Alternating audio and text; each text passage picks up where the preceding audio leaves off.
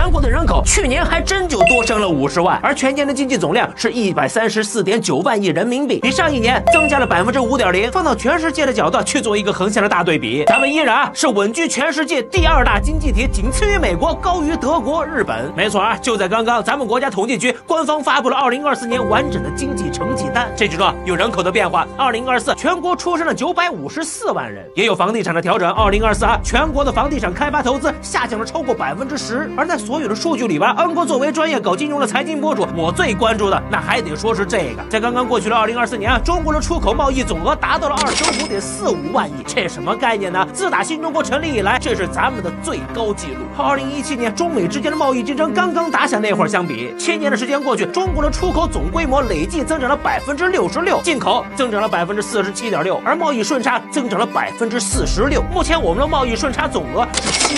7.07万亿，相当于9921.55亿美元，距离1万亿美元大关只差毫厘，堪称人类历史上前无古人的工业经济体，估计也不会有什么后来者了。而这样的数据变化只证明了一件事，无论外界施加任何的手段，比如关税也好，调查也罢，在当前这个世界环境经济格局之下，都已经很难去彻底改变中国进出口贸易总体增长的大趋势。过去这几年，网上有很多人都在高喊，都在惊呼，语不惊人死不休的反复强调中国的产业正在向外转移。有人说东南亚抢走了我们的市场，有人说墨西哥、加拿大替代了我们的位置，还有人说越南现在已经可以比肩中国了。但实际上呢，在数据面前，在白纸黑字的统计之下，明眼人都能够看得出来，过去5年恰恰是从欧美、从日韩转移到中国的高端制造业，要比中国转出去的低端产业要多得多得多。就比如这个船舶出口，这生意够小众了吧？曾经日本、韩国吃饭的东西，我们现在2年之内翻了个倍。还有另外一个事实我想告诉各位，那就是在刚刚过去的2024年，占到咱们中国进口总额前2的产品，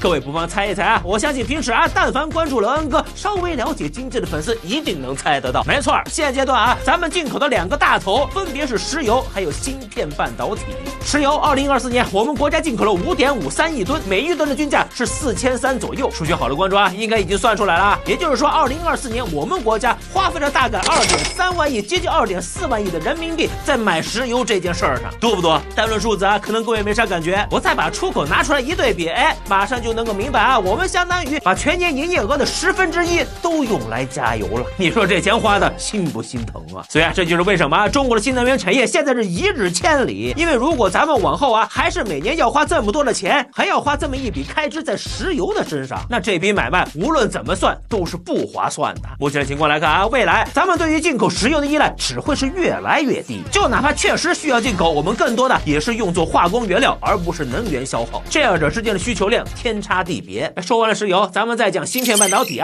这个产业现在进步就更是肉眼可见了。中国对半导体的进口，我不说未来完全没有，我们完全实现独立自主，但是大概率只会是越来越少。而这2边一盘算各位发现没？中国在世界上几乎已经没有什么需要花钱的地方了，你说是不是这个道理？这张图里边红色的是21世纪以来中国的贸易顺差总额，而绿色的是美国的贸易逆差。现在全世界一共存在18000亿美元左右的贸易差额，也就是换句话说地球上所有的国家、所有的企业、所有人一年可以凭借贸易挣18000亿美元，而中国就占到了其中的1万亿。而与此同时呢，所有人一年也要花出去18000亿，而美国就占到了11500亿。所以故事说到现在其实很多的国际关系、利益冲突都已经有了答案。中国正在用几乎无解的工业生产力赢得每一场经济竞争，西方国家也正在亲眼目睹中国的企业去试图颠覆那些已经存在了几十年的规则。我们并不抗拒全球化，相反中国现在才是贸易全球化的最大拥趸。但同时呢，我们也在反思为什么西方发达国家的公司就总是处于食物链的顶端，这是为什么呢？凭什么在产业链当中，欧美的企业们就可以理所应当的享受到更多的利润？这些问题如今是经不起细琢磨的。再加上此时此刻全世界的互联网用户都在如同浪潮一般集体涌入中文平台，各位你知道这背后隐藏着什么样的蝴蝶效应吗？一旦是激发了全球用户在中国互联网上购物的习惯，那好，我就拍脑袋掐指一算，2025年咱们外贸规模再增加个30%，那就跟呼吸一样简单。当然了，这些想象当中的事情咱们暂且不聊。此时此刻站在2025年的新年关头，中国最盼望的就是要尽可能的稳定住国际环境。全世界恐怕没有任何一个国家会比我们更加热爱和平，更加希望无事发生。因为全球越是平稳，那么贸易就会越繁荣，经济往来就会越密切。全球的人口有80亿，想穿好衣服、吃好东西、想开好汽车、想住好房子、想用好电器的人太多了。对于美好生活的向往，不单单只是中国人民朴素的愿望，更是全球人民统一的心愿。这样的趋势不以某一个人的意志为转移，甚至不以国家意志为转移，我们只需要见证历史就已经足够了。